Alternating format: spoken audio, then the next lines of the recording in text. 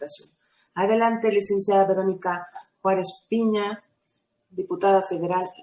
Te escuchamos con mucho cariño. Sí, querida Angie, muchas gracias. Quiero también saludar a mi amiga Ruth Veneroso y agradecer esta invitación a ambas. Y por supuesto saludo a Laura Martínez, que nos ha estado dando una serie de datos que marcan finalmente la realidad que están viviendo las niñas, niños y adolescentes. Y por supuesto, alcancé a ver a mi querida amiga Nacheli Ramírez, que juntas en el proceso que tuvo que ver con la aprobación de la Ley General de Derechos de Niñas, Niños y Adolescentes, estuvimos trabajando para cristalizarla junto con otras legisladoras, legisladores y sobre todo organizaciones de la sociedad civil. Yo empezaré, ahora que estaba Laura comentando lo que tiene que ver con el PIN parental. Y el PIN parental pues es un mecanismo tecnológico que permite a los padres de familia impedir que niñas, niños y adolescentes puedan tener contacto con la información científica relativa a diversos temas, principalmente los que tienen que ver con la educación sexual. Y pretextando el derecho preferente que los padres y las madres tienen para elegir el tipo de educación que recibirían sus hijas y sus hijos, y contraviniendo esto lo establecido en el artículo 26 de la Declaración Universal de los Derechos Humanos relativo al derecho a la educación, cuyo objeto es, y lo voy a comentar tal cual, el pleno desarrollo de la personalidad humana y el fortalecimiento del respeto a los derechos humanos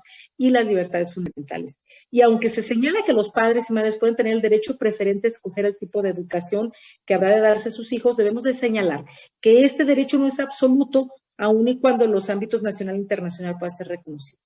Ya la Suprema Corte de Justicia de la Nación, en materia de tratamientos médicos, por ejemplo, ha resuelto que el Estado puede actuar para proteger a un menor si con base en sus creencias religiosas los padres se oponen a que se aplique el tratamiento idóneo para salvar su vida, en el entendido de que la intervención estatal es un contexto médico que está regulada por lineamientos encaminados para preservar el interés superior del menor sin atropellar los derechos de los padres.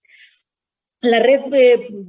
por los Derechos de la Infancia en México ha hecho énfasis en que el ejercicio de los padres no puede pretender censurar los contenidos curriculares, lo cual sería un acto discriminatorio que podría dejar a las niñas, niños en desventaja frente a otros, afectando con ello su desarrollo, autonomía progresiva e interés superior de la niñez, protegidos por nuestra propia Constitución, la Ley General de Derechos de Niñas, Niños y Adolescentes y la Convención de los Derechos del Niño. En este sentido, cabe señalar que el principio del interés superior implica que los intereses de las y los niños deben de protegerse con mayor intensidad, por lo que no es necesario que se genere un daño a los bienes o derechos de las niñas y niños para que se vean afectados, sino que basta con que estos se coloquen en una situación de riesgo. Es decir, si existe la posibilidad de que un daño ocurra en el futuro, es evidente que la eventualidad de que un menor sufra una afectación estará siempre latente. Y en este caso, las instituciones del Estado se encuentran obligadas a velar por la integridad de los derechos de las niñas, niños y adolescentes de manera prioritaria. Y entonces, está establecido ya que el principio el interés superior de las niñas y niños junto con el derecho de prioridad implican que las políticas y acciones y toma de decisiones del Estado relacionadas con quienes tienen menos de 18 años deben buscar el beneficio directo del infante y del adolescente a quienes van dirigidas, y que las instituciones del Estado, incluyendo, por supuesto, los órganos legislativos, otorguen prioridad a los temas relacionados con niñas, niños y adolescentes. En contravención a lo anterior, ya legisladoras y legisladores, también lo estaba abordando Laura, por ejemplo, de Aguascalientes, Chihuahua, Nuevo León y Querétaro, han presentado iniciativas que pretenden engañosamente garantizar los derechos de los padres y madres con relación a la educación de las niñas y niños, cuando en realidad lo que se consigue es la restricción de un derecho a la educación integral de la infancia. En Nuevo León logró detenerse inminentemente su aprobación, sin embargo, en Aguascalientes y Chihuahua pudieron avanzar. Yo ahí me parece que el Estado debe de actuar salvaguardando los derechos de las niñas y niños y anteponiendo el interés superior de las mismas. Y me parece que las instituciones, que organismos y demás, pero particularmente la Secretaría de Gobernación y el Sistema Nacional de Protección de Niñas, Niños y Adolescentes deben de pronunciarse enérgicamente en contra de estas reformas y promover también todos los instrumentos legales que tengan a su alcance para impedir la implementación, debido a que indudablemente violentan el derecho a la educación de las niñas y niños y transgreden también el principio de la laicidad del Estado. Ya en ese mismo sentido, la Comisión Nacional de Derechos Humanos, en ejercicio de sus facultades constitucionales,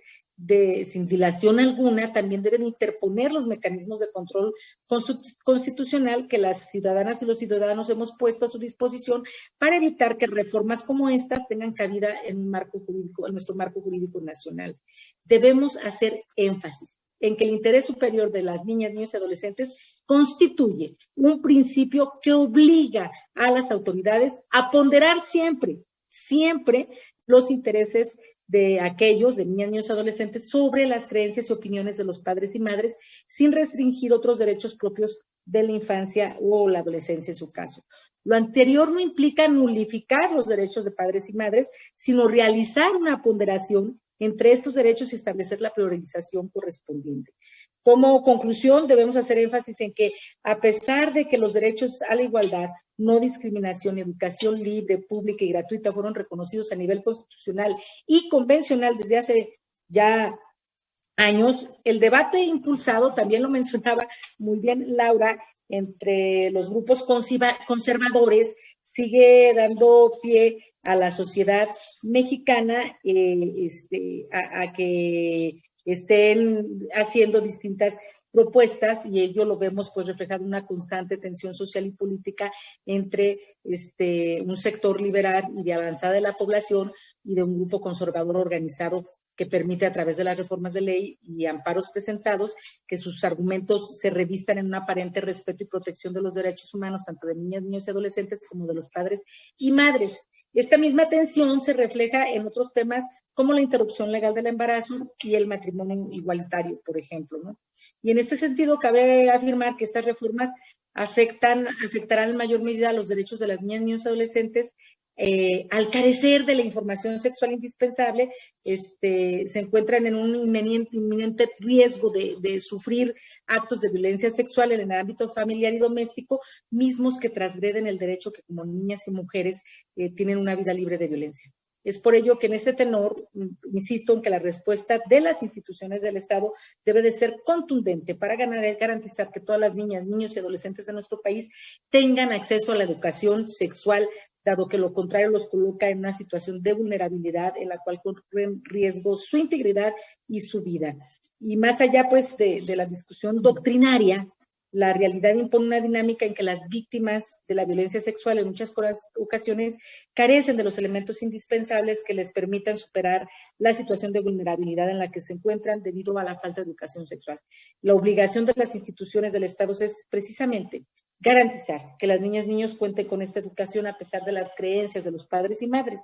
Este es el compromiso que debemos de asumir, digo yo en mi caso como legisladoras y legisladores, pero me parece que es una obligación de todos los funcionarios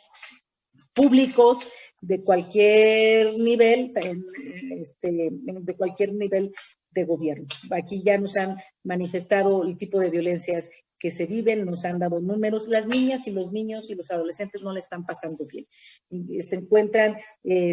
afectados de cualquier tipo de violencia. Ya decíamos ya maltrato, homicidio, muertes, en condiciones deplorables, maltratos, y están sufriendo la violencia en su casa, en la escuela, violencia institucional. Entonces, el Estado debe de ser garante, y por eso me parece muy importante el que ahora tengamos este tipo de charlas, porque sin lugar a dudas, quienes están en una responsabilidad pública, me parece que deben de actuar también, hemos hablado que con perspectiva de género, pero también creo yo que con perspectiva de infancia, en donde se reconozca a las niñas y niños y adolescentes que son sujetos de derechos y que tenemos la obligación de cumplir cabalmente lo que ya está establecido en nuestra Constitución, en la Ley General de Derechos de Niñas, Niños y Adolescentes, en las distintas leyes y en la Convención de los Derechos del Niño. Yo dejo hasta aquí para